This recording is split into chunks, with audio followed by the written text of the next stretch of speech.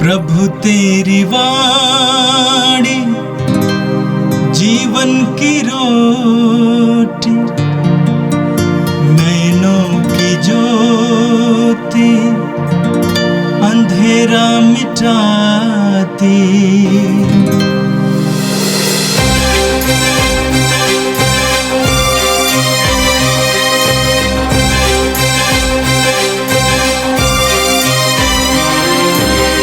प्रभु तेरी वाणी जीवन की रोटी, नैनों की ज्योति अंधेरा मिटाती। प्रभु तेरी वाणी जीवन की रोटी, नैनों की ज्योति अंधेरा मिटाती। वाणी वाणी वाणी वाणी वाणी पवित्र है, शाश्वत है, जीवन का मन्ना है। 22 अगस्त शनिवार। पहला पाठ नबी इसायास का ग्रंथ, अध्याय 9, वचन संख्या 2 से 7। अंधकार में भटकने वाले लोगों ने एक महती ज्योति देखी है। अंधकारमय प्रदेश में रहने वालों पर ज्योति का उदय हुआ है। तूने उन लोगों को आनंद और उल्लास प्रदान किया है, जैसे फसल लूनते समय या लूट बांटते समय उल्लास होता है, वे वैसे ही तेरे सामने आनंद मना रहे हैं। उन पर रखा हुआ भारी जुआ, उनके कंधों पर लटकने वाली बांगी, उन पर अत्याचार करने वालों का डंडा, यह सब तूने तोड़ डाला है, जैसे कि मिद्यान के दिनों में हुआ था। सैनिकों के सभी भारी जूते और समस्त रक्त रंजित वस्त्र जला दिए गए हैं। यह इसलिए हुआ कि हमारे लिए एक बालक उत्पन्न हुआ है, हमको एक पुत्र मिला है। उसके कंधों पर राज्याधिकार रखा गया है और उसका नाम होगा अपूर्व, परमसदाता, शक्तिशाली ईश्वर, शाश्वत पिता, शांति का राजा। वह दाऊद के सिंहासन पर विराजमान होकर सदा के लिए शांति, न्याय और धार्मिकता का साम्राज्य स्थापित करेगा। विश्वमंडल के प्रभु का अनन्याय प्रेम यह कार्य संपन्न करेगा। प्रभु ने याकूब के विरुद्ध एक संदेश भेजा है, वह इज़राइल में चरितार्थ होगा। यह प्रभु की वाणी है। प्रभु आप लोगों के साथ हो और आपके आत्मा के साथ भी। संत लूकस के अनुसार पवित्र सुसमाचार, अध्याय 1 पद संख्या 26 से 38 तक। छठे महीने स्वर्गदूत गाब्रियल ईश्वर की ओर से गलीलिया के नाजरेत नामक नगर में एक कुंवारी के पास भेजा गया, जिसकी मंगनी दाऊद के घराने के यूसुफ नामक पुरुष से हुई थी, और उस कुंवारी का नाम था मरियम। स्वर्गदूत ने उसके यहाँ अंदर आकर उससे कहा, प्रणाम प्रभु की कृपा पात्री, प्रभु आपके साथ हैं। वह इन शब्दों से घबरा गई और मन में सोचती रही कि इस प्रणाम का क्या अभिप्राय है। तब स्वर्गदूत ने उससे कहा, मरियम डरिए नहीं, आपको ईश्वर की कृपा प्राप्त है। देखिए, आप गर्भवती होंगी, पुत्र प्रसव करेंगी और उसका नाम ईसा रखेंगी। वे महान होंगे और सर्वोच्च प्रभु के पुत्र कहलाएंगे। प्रभु ईश्वर उन्हें उनके पिता दाऊद का सिंहासन प्रदान करेगा। वे याकूब के घराने पर सदा सर्वदा राज्य करेंगे, उनके राज्य का अंत नहीं होगा। पर मरियम ने स्वर्गदूत से कहा, यह कैसे संभव हो सकता है? मेरा तो पुरुष से संसर्ग नहीं है। स्वर्गदूत ने उत्तर दिया, पवित्र आत्मा आप पर उतरेगा और सर्वोच्च प्रभु की शक्ति की छाया आप पर पड़ेगी। इसलिए जो आपसे उत्पन्न होंगे वो पवित्र होंगे और ईश्वर के पुत्र कहलाएंगे। देखिए, बुढ़ापे में आपकी कुटुंबिनी एलिजाबेथ के भी पुत्र होने वाला है। अब उसका जो बांझ कहलाती थी, छठा महीना हो रहा है, क्योंकि ईश्वर के लिए कुछ भी असंभव नहीं है। मरियम ने कहा, देखिए मैं प्रभु की दासी हूँ, आपका कथन मुझ में पूरा हो जाए। और स्वर्गदूत उनके पास से चला गया। यह प्रभु का दिव्य सुसमाचार है। ये क्रिस्त तेरी स्तुति हो।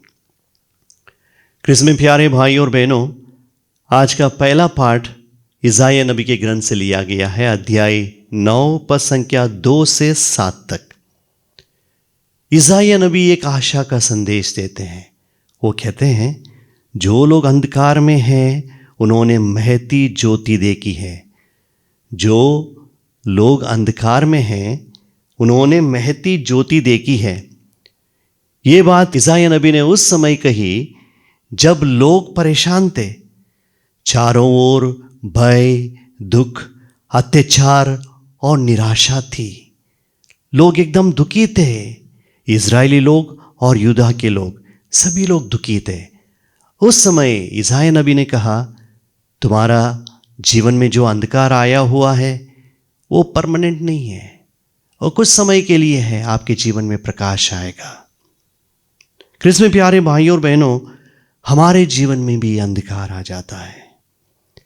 कभी बीमारी रूपी अंधकार, कभी आर्थिक संकट रूपी अंधकार, कभी संबंधों में तनाव रूपी अंधकार, कभी भविष्य को लेकर अंधकार। हम परेशान रहते हैं, दुखी हो जाते हैं। हमारे जीवन में समस्या के ऊपर समस्या आ जाती हैं, दुख के ऊपर दुख आ जाते हैं। लेकिन प्रभु का वचन क्या कहता है, क्या संदेश देता है? हमारी समस्या बड़ी है, ज़रूर बड़ी है। अगर कभी कभी हम लोग बोलते हैं कि प्रभु ने मुझे ही खोसा है या मुझे ही ये परेशानियां दी हैं, समस्याएं दी हैं, कभी कभी हम लोग सोचने लगते हैं। हम लोग सोचते हैं कि प्रभु ने मुझे ऐसा क्यों किया है। कभी आप लोगों ने कभी ये सवाल पूछा भी होगा।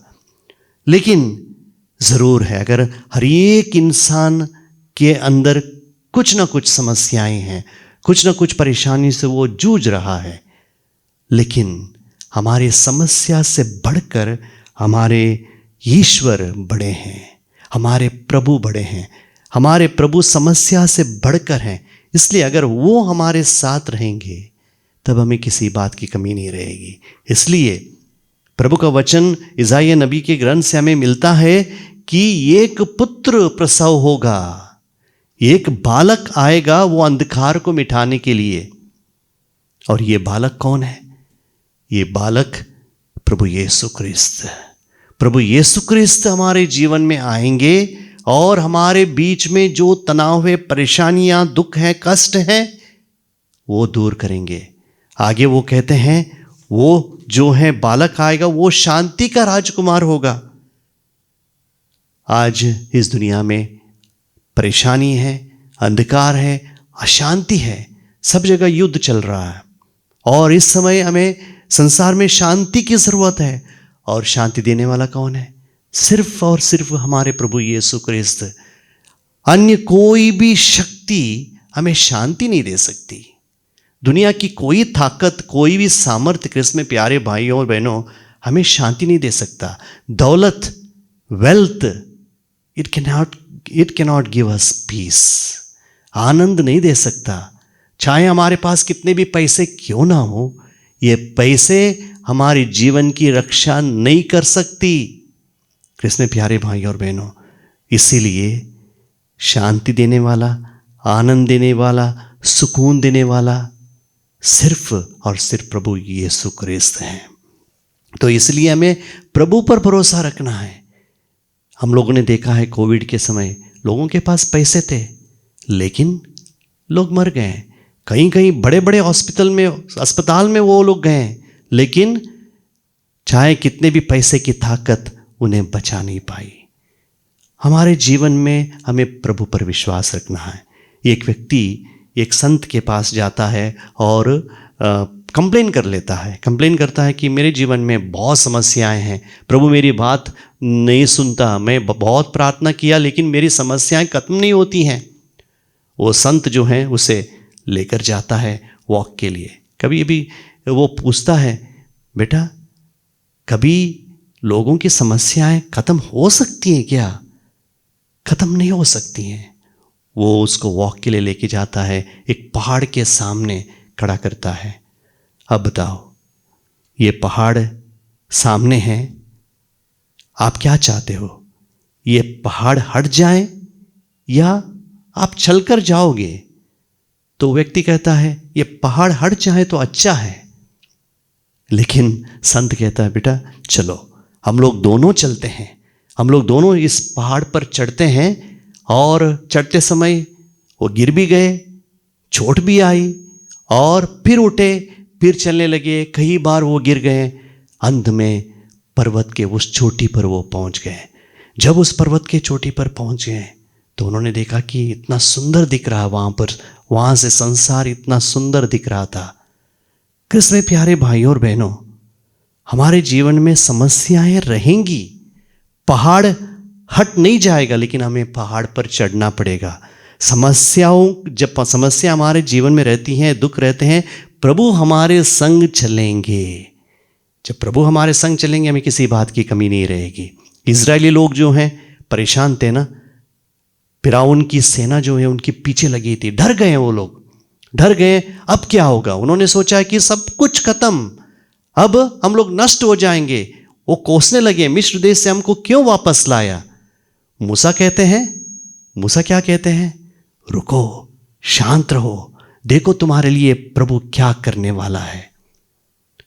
पिता परमेश्वर ने क्या किया? पिता परमेश्वर ने समुद्र को नहीं हटाया, लेकिन समुद्र के बीच में उन्होंने रास्ता बनाया। कृष्ण में प्यारे भाइयों और बहनों, हमारे प्रभु समस्याएं, हो सकता है हमारे समस्याएं हमारे जीवन में हटेंगी नहीं मरने तक, लेकिन इन समस्याओं के बीच में एक रास्ता जरूर दिखाएगा। और जैसे मूसा इजरायलियों के साथ चला गया, ठीक उसी प्रकार प्रभु हमारे संग चलेंगे। दाऊद और गोलायत जब वो युद्ध करने के लिए आए, गोलायत को प्रभु पिता परमेश्वर हटा सकते थे, लेकिन दाऊद को प्रभु ने क्या दिया? शक्ति दी, साहस दिया और ताकत दी लड़ने के लिए। असत्य के विरुद्ध लड़ने की ताकत उन्होंने दी। ठीक उसी प्रकार हमारे जीवन में भी ऐसे ही है। कई उदाहरण हम दे सकते हैं पुराने व्यवस्थान से।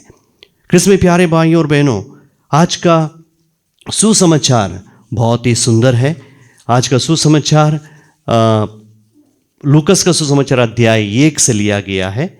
हम देखते हैं यीशु के जन्म का संदेश माता मरियम को मिलता है। गब्रिएल दूत माता मरियम के पास आता है और प्रभु यीशु का जन्म का संदेश देता है। देखिए, माता मरियम वो साधारण स्त्री थी। वो नाजरत, वो शहर भी एक छोटा सा शहर, बहुत बड़ा शहर नहीं था, और प्रभु ने उस छोटे से शहर को चुन लिया और उस व्यक्ति को चुन लिया, माता मरियम को चुन लिया। क्यों माता मरियम को चुन लिया? माता मरियम का हृदय खुला था, उन्होंने प्रभु को अपने हृदय खुला रखा था, तो इसलिए प्रभु वहाँ पर उनके घर में आ सके। इसलिए प्यारे भाई और बहनों, हमारे जीवन में भी प्रभु आएंगे। जब हमारे जीवन में हम अपने हृदय को खुला रखेंगे, प्रभु हमारे जीवन में आएंगे। आगे प्रभु कहते हैं, गब्रिएल दूत कहते हैं मरियम को, डरो मत, प्रभु तेरे साथ हैं। गब्रिएल दूत ने मरियम को कहा, तुम गर्भवती होगी, पुत्र प्रसव करेगी। जाहिर सी बात है, माता मरियम डर गई, परेशान हो गई। अरे यह कैसे हो सकता है? लोग क्या कहेंगे? मेरा भविष्य क्या होगा? एक प्रकार का डर उसके अंदर बैठ गया। यह नेचुरल है, स्वाभाविक है माता मरियम को डर लगना। लेकिन गब्रिएल दूत क्या कहते हैं? डरो मत, प्रभु तुम्हारे साथ हैं। इसमें प्यारे भाई और बहनों, याद रखना, जब भी हम डर जाते हैं, प्रभु हमें हर समय कहते हैं, डरो मत, मैं तुम्हारे साथ हूं। कृष्ण में प्यारे भाई और बहनों, माता मरियम के समान हमें भी डरना नहीं चाहिए। आगे हम देखते हैं, परमेश्वर के लिए कुछ भी असंभव नहीं है। कृष्ण में प्यारे भाई और बहनों, माता मरियम माता मरियम गर्भवती होने वाली थी। यह संदेश गाब्रिएल दूत ने दिया है। यह एक असंभव चीज़ है, एक कुंवारी के लिए असंभव चीज़ है। यह संभव नहीं हो सकता। Humanly speaking it is not possible at all. लेकिन प्रभु के लिए सब कुछ संभव है। इसमें प्यारे भाई और बहनों, माता मरियम की स्थिति जो है असंभव सी स्थिति थी। इसमें प्यारे भाई और बहनों, माता मरियम ने विश्वास किया। वृद्धावस्था में हम संतान पाना क्या संभव है? नहीं है ना। 90 साल की उम्र में क्या संतान पाना संभव है? नहीं है, असंभव है। लेकिन प्रभु के लिए संभव है। इब्राहिम को संतान मिली, इब्राहिम सारा को संतान मिली। 90 वर्ष, जब वो 90 वर्ष के थे उस समय उन्हें संतान मिली। एलिजाबेथ वृद्धावस्था में गर्भवती होगी। क्रिस प्यारे भाई और बहनों, पुराने व्यवस्था में हमें कई उदाहरण मिलते हैं कि प्रभु की कृपा से कई लोगों ने पुत्र वर पाया है। क्रिस प्यारे भाई और बहनों, उत्पत्ति ग्रंथ प्रभु का वचन कहता है, अध्याय 18 पद संख्या 14, प्रभु के लिए कोई भी चीज कठिन नहीं है। हम सभी के लिए कठिन है, हम सभी के लिए असंभव लगता है। लेकिन क्या चाहिए? विश्वास चाहिए। जैसे माता मरियम ने विश्वास किया, जैसे इब्राहिम ने विश्वास किया, नतमस्तक होकर हमें प्रभु के चरणों में अपने विश्वास को रखना पड़ेगा। माता मरियम ने क्या कहा? मैं प्रभु की चरण दासी हूँ, मैं प्रभु की दासी हूँ। जैसे आप चाहते हैं वैसे मेरे जीवन में हो जाए। कहीं कहीं जब हमें लगता है कि ये चीज असंभव है, हमें यही कहना पड़ेगा। कभी ऐसे बीमारी से लोग परेशान रहते हैं, कैंसर रूपी बीमारी से परेशान रहते हैं। हमें लगता है कि ये अभी असंभव नहीं है, कोई डॉक्टर के लिए संभव नहीं है। उस समय हमें क्या करना है? हमें सिर्फ प्रभु तेरी इच्छा पूरी हो, मैं आपकी दासी हूँ, मैं आपका दास हूँ, जैसे आप चाहते हैं मेरे जीवन में हो जाए। क्रिस में प्यारे भाई और बहनों, today we celebrate the feast of queenship of Mary. माता मरियम को वो मुकुट मिला, रानी का मुकुट मिला। क्यों वो मुकुट मिला? क्योंकि माता मरियम ने हाँ कहा। उन्हें समझ में नहीं आया, कुछ भी समझ में नहीं आया।